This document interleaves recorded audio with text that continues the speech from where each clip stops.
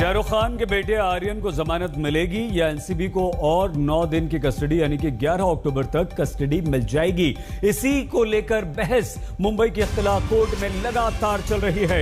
NCB ने कई सारे अपनी तरफ से साक्ष्य और सबूत पेश कर दिए हैं, ये कहते हुए कि अभी हमें आर्यन को और हिरासत में रखना है, अभी हमें आर्यन से और ज्यादा पूछताछ करनी है, क्योंकि ये तीनों जो गिरफ्तार हुए हैं, आर्यन और उसके दो साथी, ये गिरोह हैं। लेकिन सतीश मान शिंदे जो आर्यन खान शाहरुख खान के बेटे के वकील हैं, वो ये कह रहे हैं कि आर्यन के पास से तो कुछ नहीं मिला। वो आर्यन को बचाने की पूरी कोशिश कर रहे हैं, ड्रग्स भी नहीं मिली, पैसे भी नहीं दिए, वो तो पार्टी में स्पेशल गेस्ट बन के गए थे और किसी को से ना पैसा लिया ना पैसा दिया, तो कस्टडी में रखने का कोई कारण आर्यन को नहीं है, इसलिए आप आर्यन को जमानत दे दीजिए। ये सतीश मान शिंदे कह रहे हैं। लेकिन एनसीबी कह रही है कि हमें कुछ तस्वीरें मिली हैं, चैट से बड़े रैकेट से संपर्क होने का हमें शक है। किला कोर्ट में इस समय जबरदस्त बहस चल रही है। एनसीबी ने बहुत सारे सबूत पेश किए हैं। एनसीबी की दलील क्या है वो भी हम आपको बता दें। एनसीबी को हिरासत में भेजा गया तीनों को, सभी आरोपी गिरोह से जुड़े हुए हैं। ये एक रैकेट है। ड्रग्स लेना आजकल बहुत आम बात हो गई है। परिवार और लोगों के स्वास्थ्य पर इससे बुरा असर पड़ रहा है। युवा इन हाई प्रोफाइल लोगों को अपना आदर्श मानते हैं और इसीलिए हम ड्रग्स के खतरे को रोकने की कोशिश कर रहे हैं। एनसीबी की यह दलील है। अदालत में एनसीबी ने कहा है, अगर ये नहीं कह सकते कि ये व्यावसायिक मात्रा नहीं है। हिरासत प्रासंगिक होगी क्योंकि जांचकर्ता जानकारी हासिल कर सकते हैं और जानकारी हासिल कर सकते हैं। ये गिरोह के समूह हैं जो काम कर रहे हैं इकट्ठा, और जब तक हमारे पास उस व्यक्ति की कस्टडी नहीं होगी या नहीं है जो पिछले 1 साल या 3 साल से नियमित रूप से ड्रग्स ले रहा है, तो हम ये कैसे पता लगाएंगे कि वो किससे ड्रग्स ले रहा है? पिछले 1 साल या 3 साल से वो ड्रग्स उसके पास कहां से आ रही है? आर्यन खान के व्हाट्सएप चैट से लेन देन के विवरण यानी कि पैसे के लेन देन का पता चला है। वो पैसे का लेन देन किया करता था, जहां वो बैंक लेन देन के लिए नकद मांग रहा है, तो वो क्यों पैसे कर रहा है? अब आर्यन के जो वकील हैं सतीश मान शिंदे, वो क्या कहते हैं? वो एनसीबी के इन तथ्यों को काटते हुए कहते हैं कि हमें मामले की मेरिट और तथ्य देखने चाहिए। खान बॉलीवुड के सदस्य के रूप में विशेष आमंत्रित सदस्य हैं। पार्टी का आयोजन करने वाले आयोजक को भी इंटरसेप्ट किया गया है। ये सभी एक दूसरे से जुड़े हुए हैं। हमें पता लगाने की जरूरत है कि ये सब कब से चल रहा है। ये सतीश मान शिंदे हैं जो शाहरुख खान के बेटे आर्यन खान के वकील हैं। वो आगे ये कहते हैं, अदालत में पूरे रैकेट या गिरोह का पता लगाना होगा। हम में से किसी के पास दूसरी ड्रग्स नहीं मिली जिसे एनसीबी ने जब्त किया, वो हमें नहीं जानते हैं। 6 ग्राम चरस जिसका आर्यन खान से कोई लेना देना नहीं था। सतीश मान शिंदे ये कहते हैं, ये मानते तो हैं कि 6 ग्राम मिली है। कुछ देर बाद एनसीबी के अधिकारियों ने आर्यन खान का फोन अपने कब्जे में ले लिया। 2 और आरोपियों को भी उन्होंने अपने कब्जे में लिया। हाँ, 3 लोग गिरफ्तार किए थे एनसीबी ने। एक दोस्त को जाने दिया क्योंकि उसके पास तो कुछ भी नहीं मिला था। आर्यन खान के पास भी कुछ नहीं मिला। क्रूज जहाज पर चढ़ने के लिए एक भी पैसा नहीं दिया गया था। सतीश मान शिंदे ये कहते हैं कि आर्यन ने पैसा थोड़ी दिया। आयोजक या जहाज मालिक से कोई संपर्क भी आर्यन खान का नहीं है। तो आर्यन खान क्या, अगर सतीश मान शिंदे ये कहते हैं, तो आर्यन खान जो हैं वो किसी दोस्त के कहने पर वहां पर चले गए और वहां जाकर अगर वो ड्रग्स लेते हैं, उनके पास ड्रग्स मिलती है, तो ये अपराध नहीं है। पंकज, आपने जो जानकारी भेजी थी वो पूरी की पूरी अभी हमने यहां पर बता दी। अब आप बताइए, हालांकि फैसला अदालत को करना है, लेकिन कितनी बुरी तरह से अभी फंसे हैं आर्यन खान, और आगे अदालत क्या फैसला है, जमानत या फिर से कस्टडी?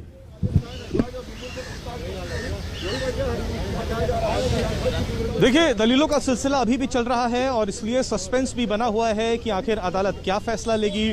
दोनों पक्ष सामने आ रहे हैं, अपनी दलीलें रख रहे हैं। जहां एक तरफ सतीश मान शिंदे ने साफ तौर पर कहा है कि आर्यन खान को इस पूरे मामले से नहीं जोड़ा जाना चाहिए और जो इंटरनेशनल ड्रग रैकेट की बात करी जा रही है उसमें आर्यन खान का नाम घसीटना बिल्कुल भी ठीक नहीं है। सबसे बड़ा जो पॉइंटर जो 6 पॉइंट्स मैंने यहाँ पर लिखे हैं, हमारे शिंदे ने जो कहे, उसमें से जो सबसे महत्वपूर्ण यही है कि possession of drugs in person तो बिल्कुल मिला ही नहीं है। साथ ही साथ कोई ऐसा कॉल रिकॉर्ड भी नहीं है जो उन्होंने ऑर्गेनाइजर्स के साथ में किया हो। ऐसे में आर्यन खान को इस पूरे मामले में घसीटना सही नहीं है। दूसरी तरफ जो एनसीबी ने अपना आर्ग्यूमेंट दिया है, उसने व्हाट्सएप चैट्स को अपना बेसिस बनाया है, जिसके तहत उसने कहा है कि हालांकि आर्यन खान से इन पर्सन ड्रग्स नहीं मिली हैं, लेकिन जो व्हाट्सएप चैट्स उन्होंने खंगाले हैं उनके दोस्त के साथ, यानी अरबाज जो उनके करीबी दोस्त हैं उनके साथ जो व्हाट्सएप कॉन्वर्सेशन रहा है, वो ये साफ तौर पर इशारा कर रहा है कि बात इतनी भी सीधी नहीं है। ये एक गैंग का हिस्सा है, ड्रग पेडलर्स के साथ काफ़ी समय से इनका नेक्सस रहा है, कोड वर्ड्स में ये बातें करते हैं, ट्रांजैक्शन डिटेल्स हमारे पास हैं, बल्क क्वांटिटी में ये ड्रग्स मंगाने की बात कर रहे थे। इसलिए और ज़्यादा रिमांड की ज़रूरत है, क्योंकि अगर इन तमाम एविडेंस को सामने रखने के बाद भी उन्हें आगे रिमांड नहीं मिलती है, तो फिर बाकी जो गैंग्स एक्टिव हैं नेशनल और इंटरनेशनल टेरिटरी में, आखिर उनका पता कैसे चल पाएगा, उन्हें ट्रेस कैसे किया जाएगा और उसके बाद उन्हें एप्रीहेंड किस तरीके से किया जाएगा। एक्टिवनेस हमने खुद देखी है जोनल हेड समीर वानखेड़े की। रात भर उन्होंने पूछताछ करने के बाद खुद इंटरनेशनल क्रूज लाइनर में वो सुबह गए और ड्रग्स की बरामदगी हुई है, ये भी बात सामने आई है। हालांकि कितनी क्वांटिटी मिली है, कमर्शियल क्वांटिटी की बात कही जा रही है, कौन कौन सी वो ड्रग्स मिली हैं, कितनी मात्रा में मिली हैं, इसकी जानकारी अभी सामने नहीं आई है। लेकिन करीब 8 लोगों को फिर से डिटेन किया है। इन सभी बातों से एनसीबी यही दर्शाना चाह रहा है कि इसकी जो इन्वेस्टिगेशन है वो एक्टिव मोड में है, इन्वेस्टिगेशन अभी खत्म नहीं है। हालांकि जो ऑफेंसेस लगाए गए हैं वो बेलेबल ऑफेंसेस जरूर हैं, लेकिन पूछताछ के लिए रिमांड जरूरी है, क्योंकि इस वक्त अगर रिमांड नहीं मिलेगी तो बाकी जो पूरा नेक्सस है उसका भंडाफोड़ किस तरीके से किया जाएगा। दोनों पक्षों की हमने फिलहाल दर्शकों के सामने बात रख दी है। आखिरी फैसला तो अदालत, जी हाँ बिल्कुल अदालत को करना है आखिर फैसला तो। लेकिन पंकज ये भी तो सच है ना कि ड्रग्स वहां पर पहुंची, वहां पर रेव पार्टी क्रूज पर हो रही थी, ड्रग्स का कंजम्पशन था, ड्रग्स कहीं से खरीदी गई। अच्छा, ये सारी जानकारी अभी कुछ नहीं है, और ये जानकारी भी तो इन्हीं तीनों आरोपियों से ही मिलेगी ना। तो अगर हम अंदाजा लगाएं पंकज, मतलब आपके अनुभव के हिसाब से, तो क्या कस्टडी एनसीबी को मिल सकती है 11 तारीख तक? 9 दिन और हिरासत में रहना पड़ सकता है आर्यन को। देखिए, फिलहाल तो जिस तरीके की जिरह हो रही है, जिस तरीके के अभी एविडेंस एनसीबी सामने रख रहा है, उस तरीके से तो ज़रूर लग रहा है कि आर्यन खान की मुसीबतें बढ़ सकती हैं। एक बात और गौर करने वाली है सईद, वो ये कि एनसीबी के आला अधिकारियों ने ये बताया कि ऐसा नहीं है कि इन तीनों की जब क्वेश्चनिंग हुई उसके बाद ही उन्हें और जानकारी मिली है। इस पूरे प्रकरण की तो उन्हें करीब 15 दिन पहले टिप मिल चुकी थी, और उसी के बाद तो एनसीबी के करीब 20 से ज़्यादा अधिकारी थे जो बिल्कुल फिल्मी अंदाज में उन्होंने टिकट लिया, पैसेंजर बने और ऑन बोर्ड गए, और उसके बाद उन्हें पता था आखिर ये कौन कौन से टारगेट्स हैं जहां पर जिनके ऊपर उन्हें नज़र रखनी है। और फिर वो उसी कैबिन्स में गए, और जब उन्हें आर्यन खान दिखे, अरबाज दिखे, और उन्हें जब पता लगा कि एक खास कैबिन की तरफ ये जा रहे हैं, तभी एनसीबी के अधिकारी उनके सामने खड़े हो गए और उस वक्त ही उनको एप्रीहेंड कर लिया। यानी एनसीबी के पास पहले से ही काफ़ी जानकारियां मौजूद थीं। यानी ऐसा नहीं है ये खेल आज या कल में शुरू हुआ है, काफ़ी लंबी इसके पीछे प्लानिंग करी गई है, जिसकी बात भी शायद दलील के रूप में एनसीबी जो है वो कोर्ट के सामने रखने वाला है।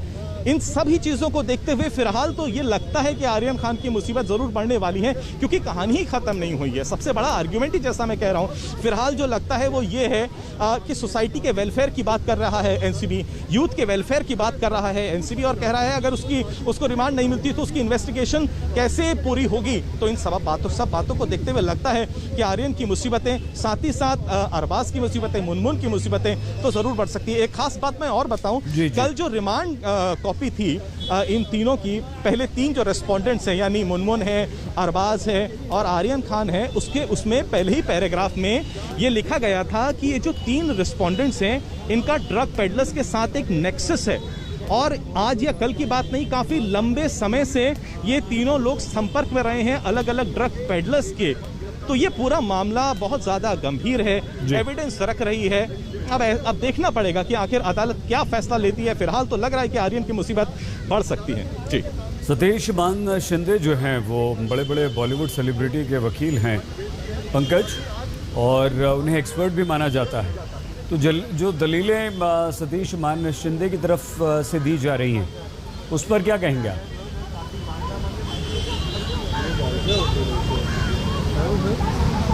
देखिए यहाँ पर मुसीबत क्या हो गई है आर्यन खान के लिए कि जो व्हाट्सएप चैट्स की कॉन्वर्सेशन है एज एविडेंस वो सामने आ गई हैं। अब हालांकि सतीश माने शिंदे ने ये बात ज़रूर कही कि इंटरनेशनल ड्रग ट्रैफिकिंग की आप चार्जेस आर्यन खान पे कैसे लगा सकते हैं, आप सबूत पेश करिए। आप ये कैसे कह सकते हैं कि उन्होंने ड्रग प्रोक्योर करी जबकि इन पर्सन तो उन्हें ड्रग्स मिली नहीं है, उनके बैग में ड्रग भी नहीं मिली है। इस बारे में एनसीबी के पास कोई डायरेक्ट एविडेंस नहीं है इस बात को काटने के लिए। सबसे बड़ा एविडेंस जो अभी एनसीबी के पास वो यही है व्हाट्सएप चैट कॉन्वर्सेशन। लेकिन इन व्हाट्सएप चैट कॉन्वर्सेशंस को भी अब कोरैबोरेट करना पड़ेगा आगे जाके, जैसे दलील आगे बढ़ेंगी। जब जो कोड वर्ड्स की बातें हो रही हैं, जो इंटरनेशनल ड्रग ट्रैफिकिंग की बात हो रही है, अब कॉल हिस्ट्री भी खंगाली गई होगी ना। अभी कॉल हिस्ट्री में आर्यन खान ने क्या किसी ड्रग पेडलर को फ़ोन किया है वो एविडेंस बन जाएगा। क्या फ़ोन करके ड्रग्स मंगाई गई हैं, और अगर ड्रग्स मंगाई गई हैं तो वो ड्रग्स कब आई, कहाँ आई, किसके थ्रू आई।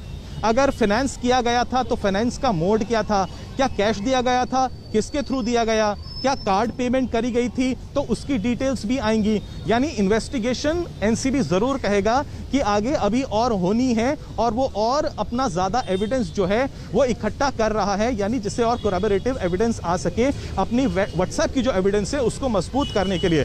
ये भी देखते हुए लगता है कि इससे भी आर्यन की मुसीबतें ज़रूर बढ़ सकती हैं। हालांकि फिर कहूँगा ये जो व्हाट्सएप चैट का एविडेंस आया है फिलहाल सबसे बड़ा शस्त्र तो एनसीबी के हाथों में फिलहाल के लिए यही लगा है। और दूसरा यही कि जो उसका कहना है कि उसकी इन्वेस्टिगेशन अभी भी चल रही है, उसने ऑन बोर्ड क्रूज लाइनर से भी और ज़्यादा कमर्शियल क्वांटिटी में ड्रग्स को प्रोक्योर किया है। और जो ये 8 नए शख्स हैं जिनको वह एनसीबी में लाया है उनके तार भी ड्रग पेडलर्स के साथ साथ जो अभी के प्रेजेंट के जो सेट है अक्यूज के उनसे भी जुड़े हो सकते हैं। जी ठीक है पंकज, आप बने रहिए हमारे साथ, हम दोबारा आते हैं आपके पास। इस समय मुंबई की किला कोर्ट में जिरह हो रही है। एनसीबी ये चाहती है कि उसे 11 तारीख तक आर्यन और 2 आरोपियों की कस्टडी और मिल जाए, लेकिन इनके जो वकील हैं सतीश मान शिंदे वो चाहते हैं कि नहीं ऐसा ना हो। फैसला अदालत को करना है, आज तक की नजर बनी हुई है। बहुत छोटे से ब्रेक के बाद हाजिर होते हैं, आप देखते रहिए। इस समय मुंबई के किला कोर्ट में जिरह चल रही है। आर्यन खान, शाहरुख खान के बेटे को जमानत मिलेगी या नहीं, या फिर से एनसीबी को कस्टडी मिल जाएगी। देखिए दोनों तरफ से जिरह हो रही है। हिरासत में रखने का कोई ग्राउंड नहीं है। सतीश मान शिंदे कहते हैं जमानत के लिए बहस नहीं कर सकते, और उधर ऐसा प्रतीत होता है कि मान शिंदे पुलिस हिरासत की मांग कर रहे हैं। मजिस्ट्रेट ने ऐसा कहा है। तो अब क्या होगा, यह फैसला अदालत को करना है। बहस लगातार चल रही है, काफी देर हो चुकी है, लेकिन मामला गंभीर है। मामला न सिर्फ ड्रग्स के सेवन से जुड़ा हुआ है, बल्कि एनसीबी कह रही है कि जो तीनों आरोपी गिरफ्तार हुए हैं ये 3 अलग अलग नहीं बल्कि ये गैंग है। तो अब देखना यह होगा कि अदालत किसकी बात मानती है, क्योंकि मामला इसलिए भी गंभीर है कि ये युवाओं के ड्रग्स के सेवन का अगर मामला है तो वो भी खतरनाक है, क्योंकि युवाओं को ये ड्रग्स बर्बाद कर रही है। बहुत छोटा सा ब्रेक, आप देखते रहिए आज तक।